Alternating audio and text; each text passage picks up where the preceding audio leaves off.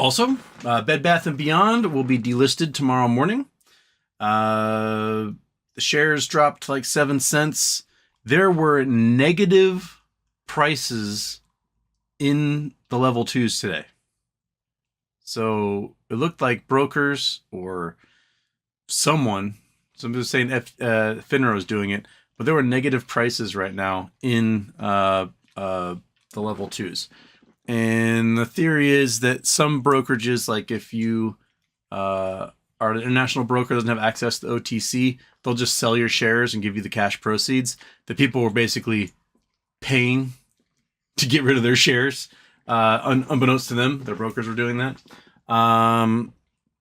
We also had a Hindenburg Research hit piece on Carl Icahn, basically saying that he's running a giant Ponzi scheme. It's interesting timing because he's been floated around as a likely buyer of Bed Bath & Beyond.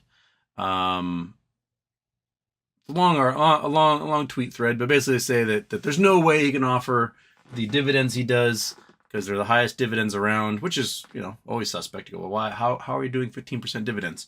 And while saying that all his real estate holdings aren't worth anything, which all that could be true, but it's interesting timing that they're doing it at a point when Icahn was probably about to make a giant move. I just find it curious.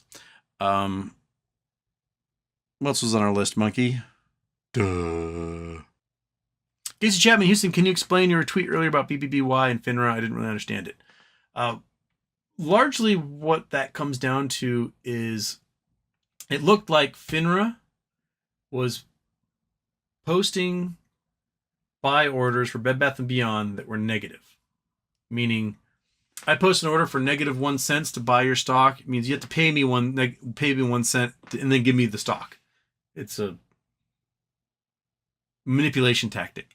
And this was thought to be largely from a way to manipulate brokerages who don't have OTC access, and particularly international brokerages who have to sell their clients' shares and give them the cash equivalent, because once it leaves the NASDAQ and becomes an OTC pink sheet stock, there's brokerages in Europe and Japan and stuff that can no longer trade that stock because they don't have access. So they got to dump their shares now. They have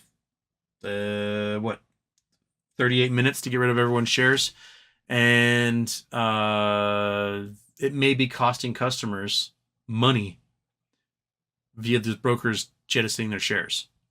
And that's manipulation. Manipulation, Casey. Okay. Just Miami, Bed Bath & Beyond. Bed Bath & Beyond.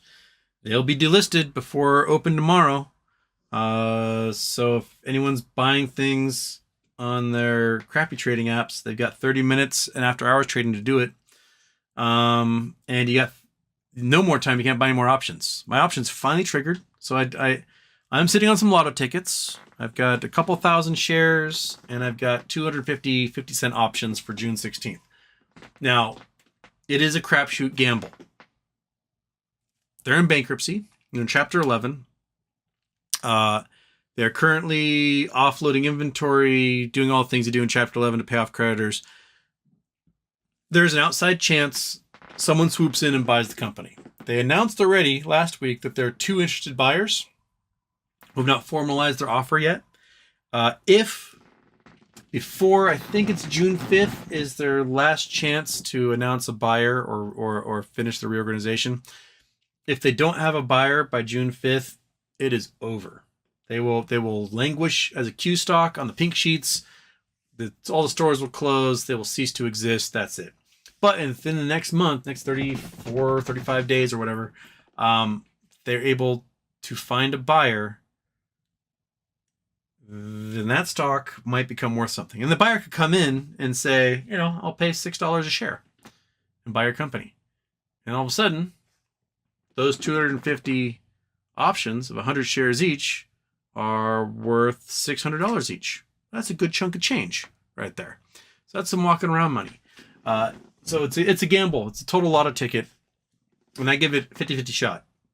50% chance the company dies, and that's it. 50% chance someone comes in and buys them up. So I'm just playing those odds because if you don't play, you can't win. And I just would love to have a win right now. So, you know, like I'm not going to recommend anybody do it. It is a complete gamble. And right now, the gamble's leaning towards I'm going to be a loser. But the off chance that someone steps in and buys it all up, Carl Icahn, RC, somebody out of bankruptcy is pretty good. Because you can purchase these guys out of bankruptcy without the debt burden. That's what can happen in Chapter 11. They basically buy the good stuff in the stock, and the creditors go, oh, and that's how it works. So a lot of doesn't happen all the time, but when there's a good company, you can pluck a good one out for cheap and not be saddled with any of the debt. Okay.